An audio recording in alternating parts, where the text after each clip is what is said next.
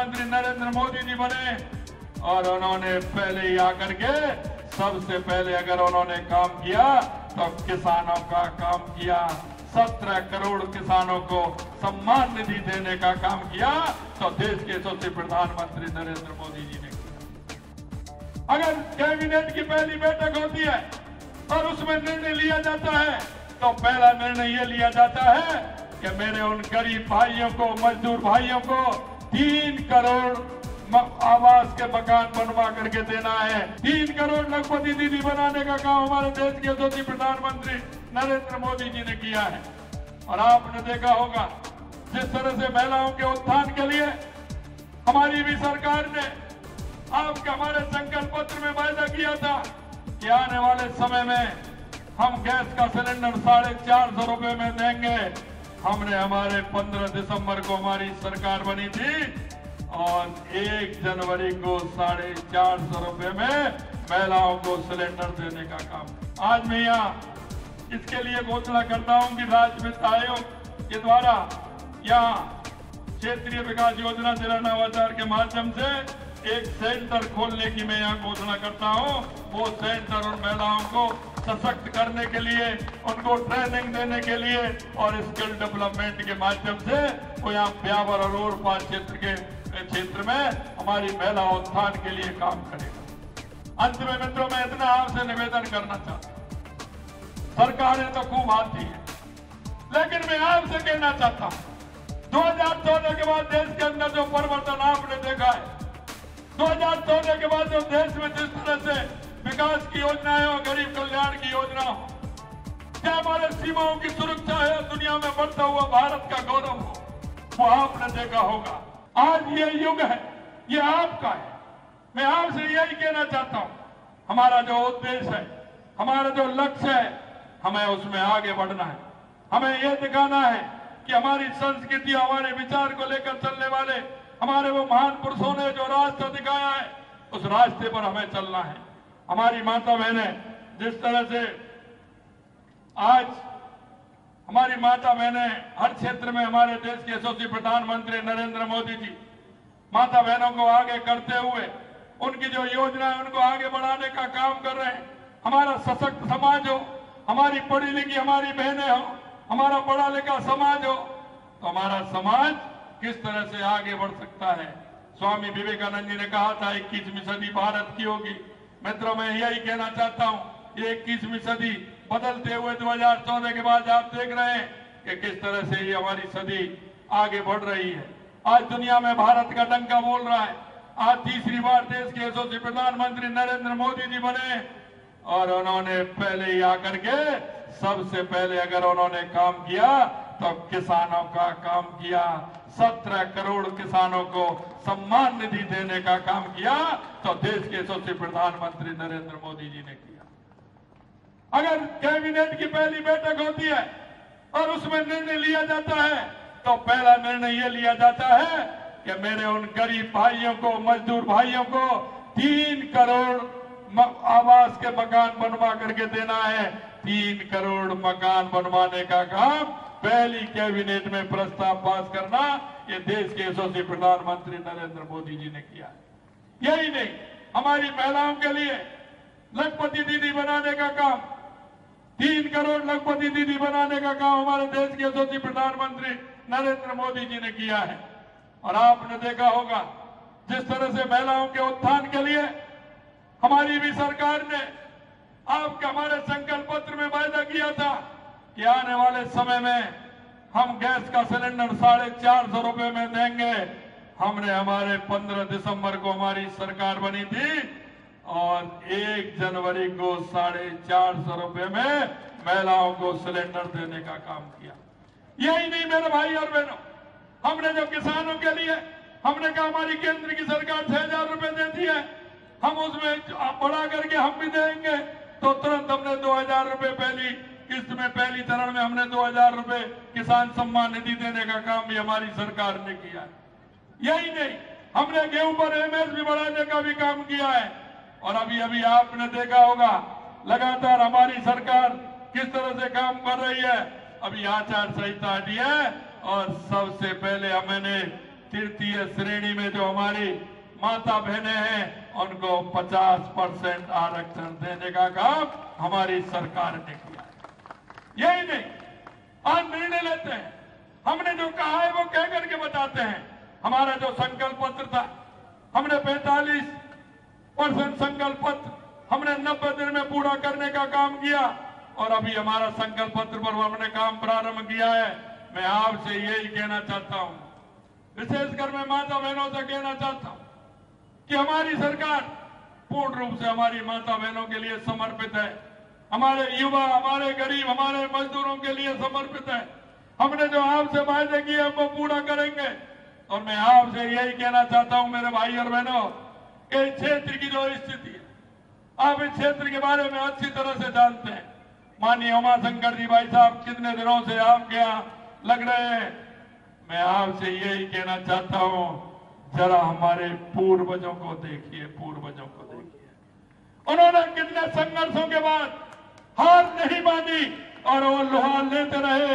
अरे भाइयों, अब तो स्थिति ऐसी है कि आप आगे बढ़िए, काम करिए, आगे बढ़ते हुए आने वाले बच्चों को, बच्चियों को शिक्षा दीजिए।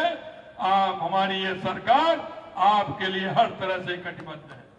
हम किसान और मजदूरों के लिए जिस तरह की हम योजना लेकर के आए हैं, लगातार आपने देखा होगा हमारी केंद्र की सरकार 80 करोड़ लोगों को खाद्यान्न के माध्यम से अन्न दे रही है।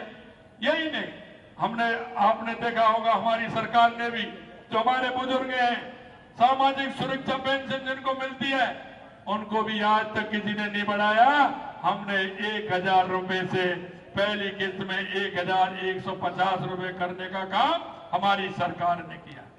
हमें पता है हमारी बुजुर्ग माता बहनें, हमारे बुजुर्ग जो है वो जब और बहन बेटी अपने की मां आती है तो हमारे किसकी तरफ देखती है? आती है ना हमारी बहन बेटी। जब हमारी बहन बेटी हमारे घर आती है तो हमारी माता बहनें कुछ देती है कि नहीं देती? जब जाती है वो देती है ना। तो हम यही बात सोचते हैं कि अगर हमारे भाई को, हमारी माता को, हमारे पिताजी को अगर पेंशन मिलेगी तो उस पेंशन से उसकी सेवा भी होगी।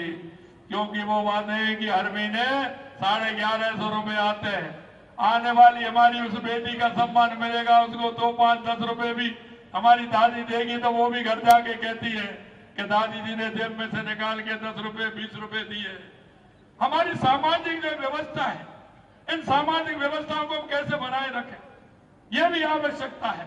मैं आपसे इतना ही कहना चाहता हूं, अभी अभी मेरे को माननीय भाई साहब ने कहा मैं यहाँ आया हूं तो मैं कुछ ना कुछ क्या होना चाहिए व्यवहार के अंदर, तो मैं ये भी कहना चाहता हूं, देश के यशस्वी प्रधानमंत्री नरेंद्र मोदी जी का लक्ष्य है कि 3 करोड़ बहनों को लखपति दीदी बनाना है।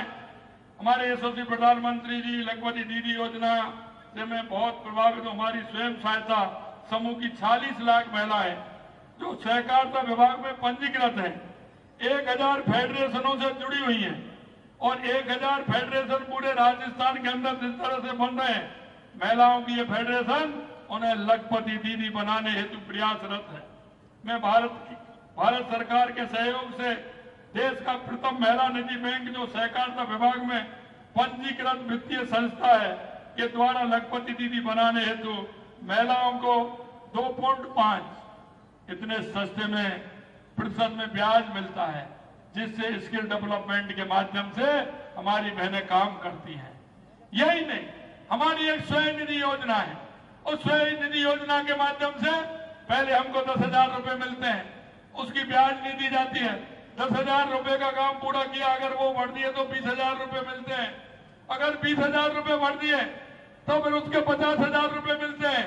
अगर 50,000 रुपए उसके बढ़ जाते हैं तो 1 लाख रुपए मिलता है, और 1 लाख रुपए बढ़ जाते हैं तो उसको 2 लाख रुपए तक मिलते हैं। उसकी कोई ब्याज नहीं होती है, सिर्फ वो अपने काम के माध्यम से उसको ठीक प्रकार से करें तो उन बहनों को इस तरह की योजना मिलती है। मैंने मेरी 2 बहनों को देखा, उन्होंने 10,000 रुपए लिए थे। उनके पिताजी एक संस्था के सामने ढकेल पर चाय बना करके बेचते थे। उन 2 बहनें थी, उनके मन में आया कि हम कुछ और बनाएं। उन्होंने 10-10 हजार रुपए का स्वनिधि से उन्होंने लोन लिया और उन्होंने 1.5-2 महीने के अंदर वो 10,000 रुपए चुका दिए, क्योंकि वो उस दुकान पर टोस्ट वगैरह बिस्किट वगैरह रखने लग गए और धीरे धीरे उन्होंने उसको भी चुकाया। आगे चला तो उन्होंने उसमें एक छोटी सी दुकान लगा करके उन्होंने और नाश्ते का सामान प्रारंभ कर दिया और उन्होंने 50,000 रुपए ले लिए। 50,000 रुपए भी चुका दिए। उन्होंने 1-1 लाख रुपए भी ले लिए। अब उस बगल में एक दुकान पर दोनों बहनें ने एक दुकान किराए पे ली और पिताजी को भी ले लिया और उन्होंने 2-2 लाख रुपए लेकर के 4 लाख रुपए में एक बहुत बढ़िया दुकान चला करके अपनी आमदनी बढ़ाने का काम किया। मैं आपसे यही निवेदन करना चाहता हूं, हमारे देश के यशस्वी प्रधानमंत्री नरेंद्र मोदी जी इसके डेवलपमेंट के माध्यम से, स्वनिधि रोजगार के माध्यम से वो हमारी महिलाओं के उत्थान के लिए, हमारे युवाओं के उत्थान के लिए काम करते हैं। आज मैं यहाँ इसके लिए घोषणा करता हूं कि राज्य वित्त आयोग के द्वारा यहाँ क्षेत्रीय विकास योजना जिला नवाचार के माध्यम से एक सेंटर खोलने की मैं यहाँ घोषणा करता हूँ। वो सेंटर उन महिलाओं को सशक्त करने के लिए, उनको ट्रेनिंग देने के लिए और स्किल डेवलपमेंट के माध्यम से वो यहाँ ब्यावर और ओरपा क्षेत्र में हमारी महिला उत्थान के लिए काम करेगा।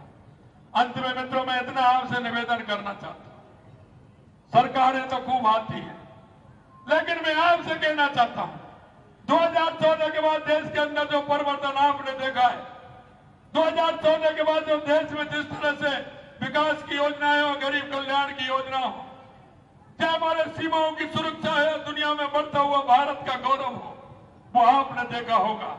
मैं आपसे यही कहना चाहता हूं, देश के स्वाभिमान के लिए, देश के सम्मान के लिए, देश के विकास के लिए, गरीब के उत्थान के लिए, किसान के उत्थान के लिए, महिलाओं की शिक्षा के लिए, महिलाओं के उत्थान के लिए हम सभी को मिलकर के ये तो करना होगा, एक साथ चलना होगा, चल करके उन योजनाओं का लाभ लेना होगा। मैं एक बात अंत में आपसे और कहना चाहता हूं, मेरे भाई और बहनों, और मैं आपसे इसलिए निवेदन करना चाहता हूं, हम भी एक बात सोचें, हम इस देश के नागरिक हैं, हम नागरिकता का भान अपने आप में करें। हमारे बीच में, हमारे गांव में, हमारे मोहल्ले में अगर कोई ऐसा व्यक्ति रहता है, हमारी ऐसी माता बहनें रहती है, ऐसा कोई बुजुर्ग रहता है, ऐसा कोई गरीब रहता है, ऐसा कोई दिव्यांग रहता है, तो उसको लाइए, नागरिक होने का कर्तव्य भी निभाइए और उस योजना का पूरा पूरा उसको लाभ मिले, इसकी चिंता करना हर व्यक्ति का काम है, हर नागरिक का काम उनकी चिंता करना है। क्योंकि जब तक हर व्यक्ति, हर मनुष्य इस बात को नहीं सोचेगा कि इन योजनाओं का लाभ नीचे तक मिले, जब तक वो नहीं जाएगा। इसलिए इतना ही कहना चाहता हूं, हम नागरिक होने का कर्तव्य निभाते हुए उन योजनाओं को आगे बढ़ाते हुए, हमारे किसान की योजनाएं हो, इतनी योजनाएं हैं, लेकिन आप उन योजनाओं का लाभ उठाएं। मैं इतना ही कहना चाहता हूं, आप सभी ने मेरे को यहाँ बुलाया, मेरा जो मान और सम्मान किया, मैं पुनः वरवधू को बहुत बहुत शुभकामनाएं देना चाहता हूं और मैं निवेदन करना चाहता हूं कि इस दाम्पत्य जीवन इनका सुखी और समृद्ध अच्छा हो। आप सभी लोग आए, आपके लिए मैं बहुत बहुत धन्यवाद और साधुवाद देना चाहता हूं। आयोजकों ने जिस तरह का ये कार्यक्रम रखा है, निश्चित रूप से मन प्रसन्न है कि जिस तरह के आयोजन होने चाहिए वो आयोजन आपने किया है और समाज में दिशा देने का काम किया है। और मित्रों, मैं आपसे अंत में यही कहना चाहता हूं, समाज बहुत बड़ा होता है, समाज के अंदर जो भी बुराइयां हैं उन पर हमें विचार करना होगा।